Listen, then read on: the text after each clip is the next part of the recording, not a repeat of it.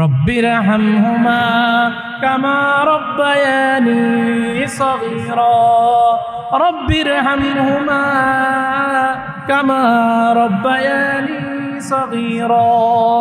এর চেয়ে বড় দোয়া নাই। অর্থ কি? আল্লাহ, আমার মা বাবা ছোট অবস্থায় যেভাবে আমাকে আদর মায়া করে লালন পালন করে, ওহ আল্লাহ, কত আদর করে, কত মায়া করে, কত মোহাব্বত করে। কিছু মোহাব্বত আছে উপরে উপরে, জি জি জি জি, কেমন আছেন? ভালো আছে, এরকম কিছু মায়া আছে। আর কিছু মায়া আছে মনের মধ্যে, অন্তরের মধ্যে ব্যথায় মায়া। আরে আমার সন্তান আমার পেট থেকে হয়েছে, আল্লাহ আমার সন্তান। আর মায়ের ভালোবাসা কোনো মুখে মুখে না, মায়ের ভালোবাসা হইলো অন্তর থেকে। ঠিক কিনা? জোরে বলেন। মোহতারাম হাজিরিন, এক ভাই একটা প্রশ্ন করেছেন, খুব গুরুত্বপূর্ণ একটা প্রশ্ন। হুজুর, আমার পিতা মাতা দুজনেই মারা গেছে, এখন আমার পিতা মাতার জন্য আমি কি কোনো খেদমত করতে পারি? আগে আমার কাছে টাকা পয়সা অর্থকরী কিছুই ছিল না, কিন্তু মা বাবা জীবিত ছিল। আজকে আমার টাকা পয়সা অর্থকরী ধন দৌলত অনেক, কিন্তু আফসোস আমার মা বাবা আর জীবিত নেই। ইচ্ছা করলেও আমি তাদের জন্য কিছু খাবারের ব্যবস্থা করতে পারতেছি না, তাদের সেবা করতে পারতেছি না। এমন তো অবস্থায় তাদের জন্য কি কোনো করণীয় আছে? প্রশ্নটা সুন্দর কিনা জোরে বলেন। চমৎকার একটা প্রশ্ন করেছেন। এই প্রশ্নের জবাব আমি আমার কাছ থেকে দিব না, এই প্রশ্নের জবাব স্বয়ং আমি নবীজি সাল্লাল্লাহু আলাইহি ওয়াসাল্লামের হাদিস থেকে এই প্রশ্নের জবাবটা দিব ইনশাআল্লাহ। নবীজি সাল্লাল্লাহু আলাইহি ওয়াসাল্লাম মেয়ের কাছে একজন সাহাবী বসা ছিল। সাহাবীর নাম হলো হযরত আবু উসাইদা রাদিয়াল্লাহু তাআলা আনহু। তিনি বলেন, আমি নবীজি সাল্লাল্লাহু আলাইহি ওয়াসাল্লামের দরবারের মধ্যে বসা ছিলাম। ঠিক এই সময়ের মধ্যে আল্লাহর নবীর কাছে একজন লোক আসছে। সুবহানাল্লাহ বলেন। নবীজির কাছে একজন লোক এসে জিজ্ঞাসা করছেন, ইয়া রাসূলুল্লাহ, আমার একটা প্রশ্ন জিজ্ঞাসা। আল্লাহর নবী বলেন, কি প্রশ্ন বলো? ইয়া রাসূলুল্লাহ, আমার মা বাবা এই দুনিয়াতে দুইজনের একজনও জীবিত নাই। ইয়া রাসূলুল্লাহ, আমার মা বাবা দুনিয়াতে একজনও জীবিত নাই। এমন তো অবস্থায় আমি কি আমার মা বাবার জন্য কিছু করতে পারি কিনা? সুবহানাল্লাহ। নবীজি সাল্লাল্লাহু আলাইহি ওয়াসাল্লাম বললেন, নাম, হ্যাঁ হ্যাঁ পারবা। সুবহানাল্লাহ পড়েন। খিসালুন আরবাউন, চারটা কাজ যদি তুমি করো তাহলে তোমার মা বাবা জীবিত অবস্থায় তুমি যেইভাবে তাদের খেদমত করতে পারতা, ঠিক মৃত্যুর পরেও তুমি যদি চারটা কাজ করো তোমার মা বাবা সেই রকমের খেদমতের অধিকারী তুমি হয়ে যাবে। খিসালুন আরবাউন, চারটা কাজ। এক নম্বর, আদ-দুআউ লাহুমা, এক নম্বর হইল মা বাবার জন্য দোয়া করবা। সুবহানাল্লাহ। এক নম্বর মা বাবার জন্য দোয়া করবা। আর দোয়াটা কেমনে করবা সেটাও আল্লাহর নবী, সেটাও আল্লাহ কোরআনের মধ্যে জানাই দিছেন। আমার সাথে সাথে সকলে পড়েন, রব্বিরহামহুমা কামা রব্বায়ানি সগীরা, রব্বিরহামহুমা কামা রব্বায়ানি সগীরা। সুবহানাল্লাহ। কি সুন্দর দোয়া আল্লাহ শিখাই দিয়েছেন। দেখছেন, নবীজিরে প্রশ্ন করছেন আমি কি কিছু করতে পারি কিনা? নবী বলেন, হ্যাঁ। এক নম্বর হইল আদ-দুআউ লাহুমা, তোমার মা বাবার মৃত্যুর পরে তুমি দোয়া করবা, এক নম্বর। দুই নম্বর হইল ওয়াল ইস্তিগফারু লাহুমা, মা বাবার জন্য আল্লাহর কাছে গুনাহ মাফ চাইবা। আল্লাহ, আমার মা বাবা জীবিত অবস্থায়, হয়তো দুনিয়াতে থাকা অবস্থায় কোনো গুনাহ তাদের কাছে থেকে হয়ে গেছে, আমি তাদের পক্ষ থেকে আপনার কাছে আমার মা বাবার জন্য ক্ষমা চাই, মেহেরবানি করে আল্লাহ আমার মা বাবার গুনাহগুলি মাফ করে দেন। এইভাবে যদি কোনো সন্তান তার মা বাবার জন্য দৈনিক গুনাহ মাফ চায় আর চোখের পানি ফেলায়, আল্লাহর রাসূল হাদিসের মধ্যে বলেন তার চোখের পানিগুলি বাইর হয়ে এখনো নাকের আগায় আসে নাই, নাকের আগায় আসার আগে আগে তার মা বাবার গুনাহগুলি আল্লাহ ক্ষমা করে দেন। সুবহানাল্লাহর সাথে আপনার কোনো রাগ আছে? একটু জোরে সোরে কোন সুবহানাল্লাহ। তাহলে 1 নম্বর দোয়া করা, 2 নম্বর মা বাবার গুনাহ আল্লাহর কাছে ক্ষমা চাওয়া, 3 নম্বর হইল ওয়াল ইনফাজু ওয়া'দিহিমা। 3 নম্বর হইল মা বাবা যদি কোনো ওয়াদা করে, কারো সাথে কোনো অঙ্গীকার করে, কথা দেয়, তাহলে সেই কথাটা মা বাবার মৃত্যুর পরে তুমি পুরা করে দিবা। সুবহানাল্লাহ। এই কথাটা কোনো অনেক ব্যাখ্যা সাপেক্ষ কথা, এই কথার মধ্যে অনেক গুরুত্বপূর্ণ গভীরতা রয়েছে এই কথাটার মধ্যে। উদাহরণস্বরূপ ওয়াল ইনফাজু ওয়া'দিহিমা, মা বাবার মৃত্যুর পরে তারা যদি কোনো, মা বাবার জীবদ্দশায় যদি কোনো ওয়াদা করে কিন্তু মা বাবা সেটা পুরা করতে পারে নাই, তার মৃত্যুর পরে সন্তান হিসাবে তুমি তোমার মা বাবার সেই ওয়াদাটা পুরা করে দিবা। সুবহানাল্লাহ। যেমন কোনো মা বাবা নিয়ত করেছিল আমি যদি আল্লাহ আমাকে অর্থ সম্পদ দিয়ে থাকে অথবা অর্থ সম্পদ আছে, আগামী বছর আমি হজে যাব, কিন্তু হজে যাইতে পারি নাই, হজে যাওয়ার আগেই তিনি মারা গেছে, কিন্তু সন্তান এটা শুনছে, সন্তান করছে কি মনে মনে সিদ্ধান্ত নিল আমার আব্বা যেহেতু নিয়ত করছে অথবা কারোর সাথে কথা দিছে, সুতরাং আমার আব্বা যদি হজ না করতে পারে কোনো সমস্যা নাই, আমার বাবার বদলি হজটা আমি করে দিব। সুবহানাল্লাহ। কয় মা বাবা হজ করে যতটুক যেই পরিমাণ নেকি পাইতো ঠিক সেম নেকি আরেকজনে যে করলো সে ঠিক ওই পরিমাণ নেকি আল্লাহ তার আমল নামায় পৌঁছাই দিবে। সুবহানাল্লাহ। অথবা কথা দিছে এই মসজিদের 10টা ফ্যান আমি দিয়ে দিব, 10টা কোরআন শরীফ দিয়ে দিব, মসজিদের হাউজের ব্যবস্থা করে দিব, মসজিদের সামাসিওল পুঁতে দিব, কিন্তু মা বাবার জীবদ্দশায় সেটা সম্ভব হয় নাই। সন্তান নেককার সন্তান, এমন সন্তান শুনেছে, শুনলে কি হবে, মা বাবার জীবদ্দশায় হায়াতে কোলাই নাই, দিতে পারে নাই, সন্তান মনে মনে সিদ্ধান্ত নিছে আমার মা বাবা যদি না পারে কোনো সমস্যা নাই, মায়ের পক্ষ থেকে অথবা বাবার পক্ষ থেকে সেইটা আমি পুরা করে দিব। সুবহানাল্লাহ। এরকম সন্তান আছে না নাই? জোরে বলেন। গত সপ্তাহে 2টা ব্যাটারি আমরা চেয়েছিলাম, সাথে সাথে এক মায়ের সন্তান দাঁড়ায়া মসজিদের মধ্যে ব্যাটারি দিয়ে দিয়েছিলেন কিনা? জোরে বলেন। আরে কথা বলেন না, দিছেন কিনা? আরেক সন্তান মা মারা গেছে, নিয়ত করেছিল আমি মসজিদের মধ্যে একটা সামাসিওল পুঁতে দিব, ওই সন্তানও মায়ের জন্য সামাসিওল পাম্প পুঁতে দিয়েছে, সেখান থেকে পানি উঠতেছে, মানুষ ওযু করতেছে, মায় কবরে শুয়া শুয়া নেকি পাইতেছে। আছে না নাই? সুবহানাল্লাহ। এটি হইল সন্তান।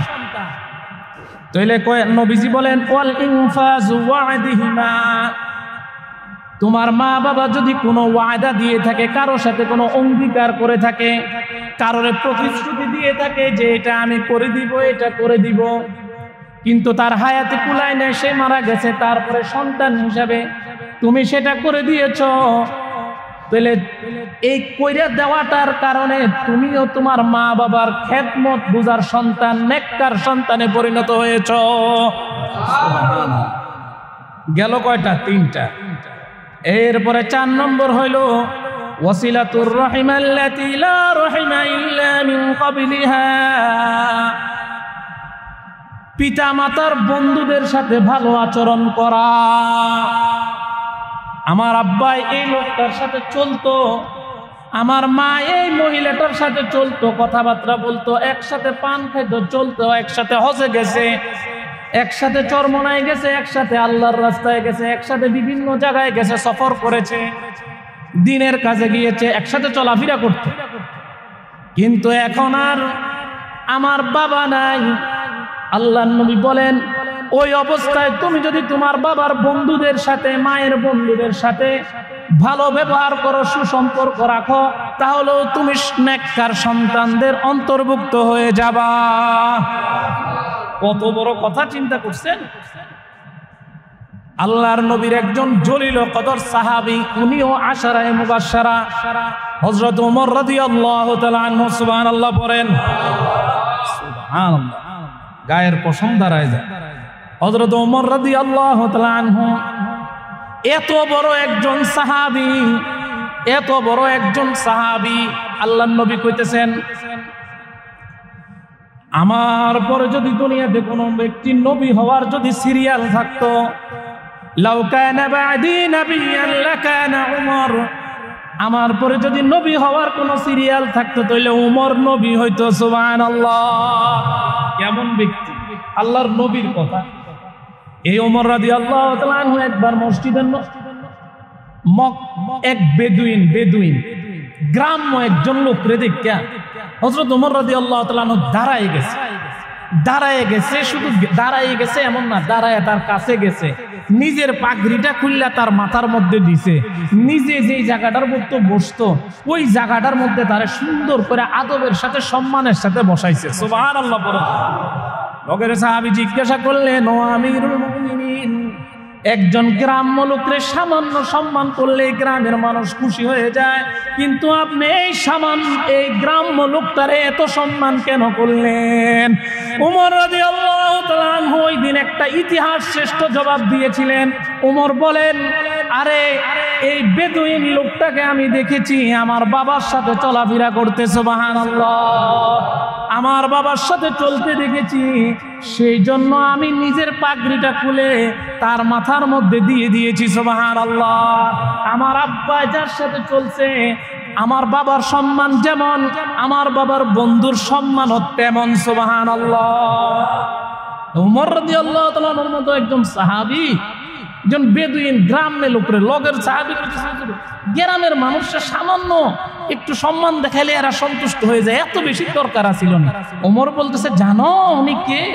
উনি সাধারণ কোনো ব্যক্তি না, উনি আমার বাবার সাথে চলনেওয়ালা ব্যক্তি। সুবহানাল্লাহ, সুবহানাল্লাহ। এই জন্য আমার সাথে যদি কেউ কথা বলে যে আপনি ওনারে এত মহব্বত করেন কেন, ওনারে এত ভালোবাসেন কেন, উনি আমার বাবার সাথে চলনেওয়ালা মানুষ, আমার বাবার যে সম্মান ওনারও সেই সম্মান। আপনাদের এই মসজিদের মুসল্লি আছে কয়েকজন, আমি নাম ধরে বলা ঠিক হবে না, বলে আমি ওই লোকটারে খুব সম্মান করি। জিজ্ঞাসা করছি কেন? আমার বাবার সাথে তিনি চলতো। সুবহানাল্লাহ বলেন, আমার বাবার সাথে চলতো। আল্লাহর নবী বলেন, ওয়াসিলাতুর রাহিমিল্লাতী লা রাহিমা ইল্লা মিন ক্বাবলিহা, তোমার মা বাবার বন্ধুর সাথে তুমি ভালো আচরণ করবা, উত্তম আচরণ করবা, সুসম্পর্ক বজায় রাখবা। কিন্তু আফসোসের বিষয় হলো আমাদের সমাজে যদি মা বাবা মারা যায় তাহলে ভাতিজারা আর চাচারে চিনে না। ঠিক কিনা জোরে বলেন? ভাতিজারা আর চাচারে চিনে না, চাচার সাথে ভাতিজারা দুর্ব্যবহার করে, বেয়াদবি করে, একসময় যে উপকার করছে সেই উপকারের কথা ভুলেই যায়। ঠিক কিনা জোরে বলেন?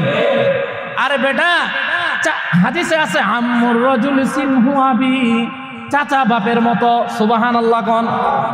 আহা, হাদিস আরেকটা মনে হয়ে গেছে, কইতে আপনি জোরে কোন। আল্লাহর রাসূলের কাছে একজন গ্রাম্য লোক আইছে, আয়া বলতেছেন, ইয়া রাসূলুল্লাহ, আমার মা দুনিয়াতে নাই, আমার বাবাও দুনিয়াতে নাই। ইয়া রাসূলুল্লাহ, আমার মা নাই।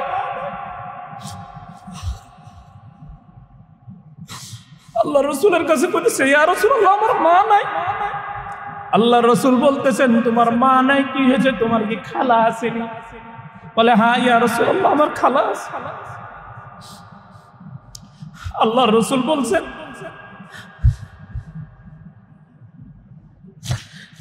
তোমার মার সাথে যে আচরণটা তুমি করছো, তোমার খালার সাথে ওই একই আচরণ করবা। সুবহানাল্লাহ। তাহলে তুমি তোমার মায়ের সাথে যে আচরণ করলে নেকি পাইতা, খালার সাথে ওই আচরণ করার কারণে তুমি সেই নেকি পাইয়া যাবা। সুবহানাল্লাহ। এজন্য হাদিস শরীফের মধ্যে আছে আম্মুর রাজুল সিনহু আবি, চাচা হইলো বাপের মতো। আজকে সে চাচারই সম্মান করে না, চাচারে দেখলে সালামও দেয় না। এর কি মানুষ? চাচারে অস্বীকার করা মানে নিজের বাপেরে অস্বীকার করা, ঠিক কিনা জোরে বলেন? কি আশ্চর্য মানুষ, কি বিবেক গেল? একটু মুখের কথা। আবার এমন অনেক ভাগিনারাও আছে, মা যখন মারা যায় মামাদের সাথে আর কোনো সম্পর্ক নাই, মামাদের খোঁজ খবরও নেয় না। এরম আছে না নাই? জোরে বলেন। এই একটা হিংসি মনে বাপ। অথচ আল্লাহর নবীর কাছে ওই সাহাবী বলছেন, ইয়া রাসূলুল্লাহ, আমার মাও নাই বাবাও নাই, এমন তো অবস্থায় কি আমি আমার মা বাবার কোনো খেদমত করতে পারি কিনা? আল্লাহর নবী বললেন, হ্যাঁ হ্যাঁ, তুমি যদি 4টা কাজ করো তাহলে তুমি মৃত্যুর পরেও তোমার মা বাবার জীবিত অবস্থায় যে এরকম খেদমত করতা, মৃত্যুর পরেও সেই রকম খেদমত করতে পারবা। অনেকে বলে, হুজুর আমার মা বাবা জীবিত থাকা অবস্থায় আমি মা বাবার সাথে দোয়া নিতে পারি নাই। এটা অনেক মানুষে বলে, দোয়া নিতে পারি নাই, খেদমত করতে পারি নাই, তাদের যত্ন করতে পারি নাই। হুজুর এখন কি কোনো রাস্তা আসেনি? এই হাদিসের মধ্যে কি বলে? রাস্তা আছে না নাই? জোরে বলেন। আছে, রাস্তা আছে। কাজ কয়টা? 4টা।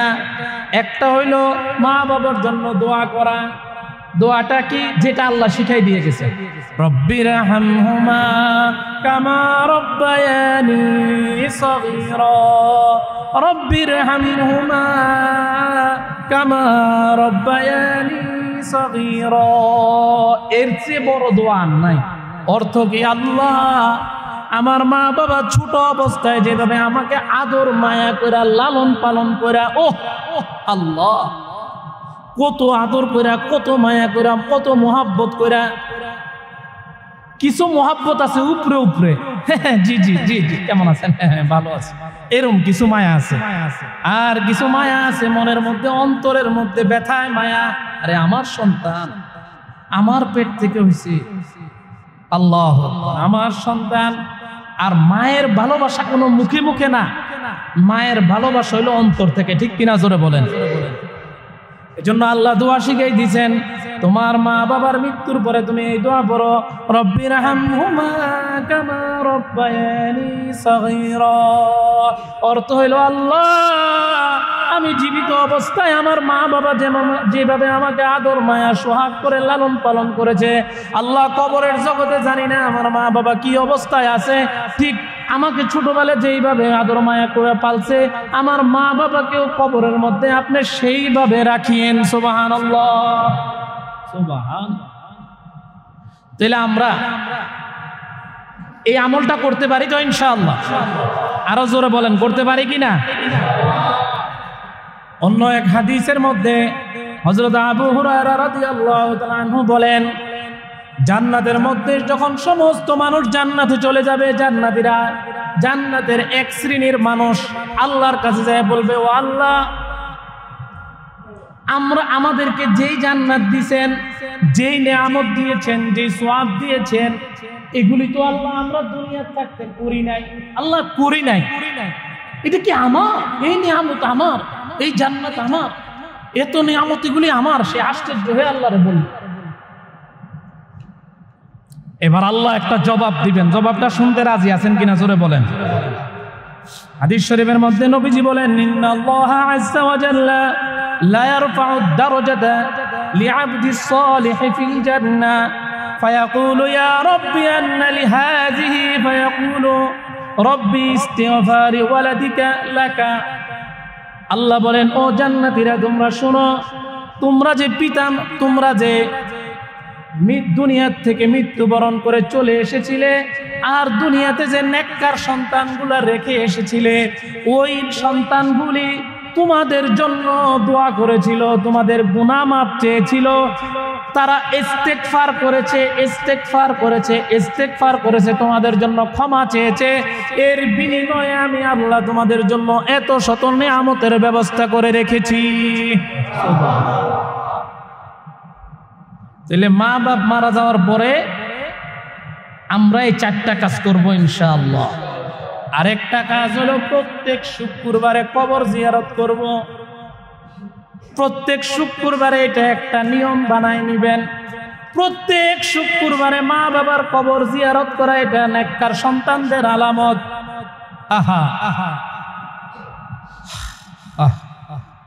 আমাদের মা বাবা আমাদেরকে কত ঘর বাড়ি ধন দৌলত সম্পদ দিয়ে গিয়েছেন।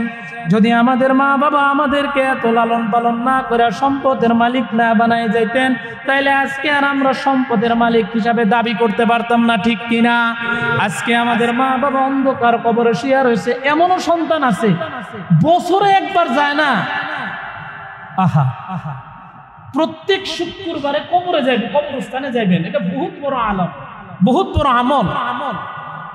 প্রত্যেক শুক্রবারে কবরবাসীরা চাইয়া থাকে যে আমার সন্তান, আমার আত্মীয় স্বজন, আমার ছেলে মেয়ে আজকে আমার জন্য কিছু পাঠায়নি, কিছু পাঠায় কিনা আমার জন্য। এই জন্য কবর জিয়ারত করবেন তো ইনশাআল্লাহ। হাদিস শরীফের মধ্যে আছে যখন কোন জিয়ারতকারী কবরের কাছে যায় সালাম দেয়, আসসালামু আলাইকুম ইয়া আহলাল কুবুর। অনেক riwayতের মধ্যে আছে কবরওয়ালারাও জবাব দেয় সুবহানাল্লাহ। আপনি যে কবরের কাছে গেছেন, সালাম দিবেন, আপনারা দেখতেছে তো, খালি কথাই না কইতে পারে না, সালাম দিছেন, শুনছে। আপনি যে দাঁড়ায় রইছেন, দাঁড়ায় সূরা কেরাত পড়তেছেন, সব দেখতেছে আপনারে। কবরস্থানে যাওয়া মানে মুর্দার সাথে সাক্ষাৎ করা। শুক্রবারে ফজরের নামাজটা পড়লেন, সুন্দর হাঁটতে হাঁটতে কবরস্থানে গেলেন, একবার সূরা ফাতিহা, 3বার সূরা ইখলাস, 3বার দুরূদ শরীফ পড়া মা বাবার রোহে পৌঁছাই দেন। এক খতম কোরআন শরীফ পড়ার নেকি তারা পেয়ে যাব সাথে সাথে। সুবহানাল্লাহ। এই আমলটা আমরা করতে পারি তো ইনশাআল্লাহ। আরেকটা প্রশ্ন আরেক ভাই করেছে, হুজুর মানুষ মারা গেলে কি তার বাড়িতে, অর্থাৎ মৃত ব্যক্তির বাড়িতে লোকেরা কি ঘরে চুলা জ্বালাইতে পারবে? মৃত ব্যক্তি যিনি মারা গেছেন তার বাড়িতে চুলা জ্বালাইতে পারবে কিনা, এবং প্রতিবেশীরা যদি খাবার দেয় কোনো সমস্যা আছে কিনা? প্রশ্নটা বুঝছেন?